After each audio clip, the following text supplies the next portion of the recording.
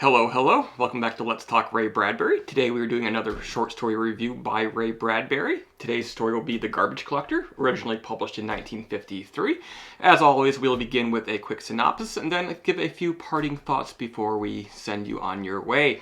So, The Garbage Collector, in this story, a simple man is a garbage collector in a small town. It's not a glamorous job, it's not a great job, but it pays the bills, it keeps his family fed, there's honor in it. And one day, he gets a notice from the government that they're going to be installing radio transmitters in all of the trucks, and that's when the call comes out over the emergency band. They're to begin dumping their garbage load and instead picking up human bodies left behind by the fallout of nuclear war. He comes home from work, he's troubled by this, he tells his wife about it, she's fearful of telling the kids, doesn't want him to scare them. He says maybe we should leave town, go out to the country, get away from all this madness that could be coming. She says that, take some time to think about it. We'll get used to it. All our friends live here. Our kids go to school here. Their friends are here. And we have bills to pay. And he says, I don't think I really want to be getting comfortable with such a grisly task that could well be at hand.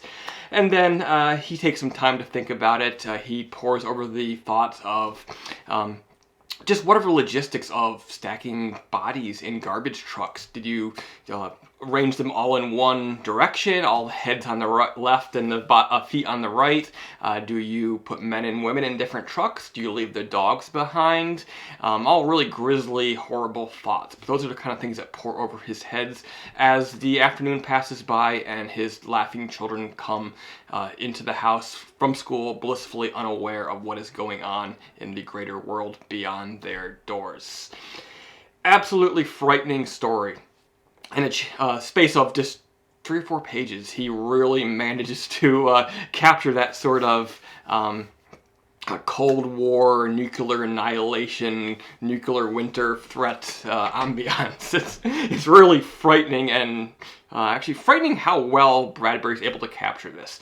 The whole thing is in a very sort of a chopped, sort of unflowing prose form. It sort of meets the caliber of the Garbage Man. He's not a smart man, but he's simple, he's good, he's down to earth, and the prose sort of follows that.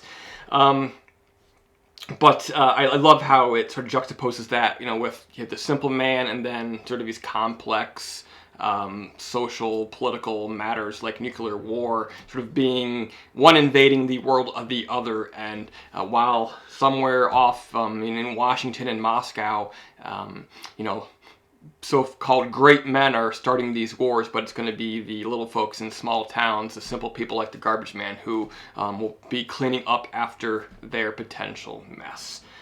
Absolutely love this story. I think I'm going to reread it again after I finish this video, because it's that good. I have read it once before, but it's been a while. So glad that I picked it up again today, because it is excellent, and you should definitely read it too. So, alright guys, thank you for tuning into this edition of Let's Talk Ray Bradbury. We will continue working through this collection, Bradbury Stories, and review all 100 stories. We will next be looking at The Visitor, and look for that video here coming up soon on Let's Talk. So thank you, and please subscribe, and see you soon.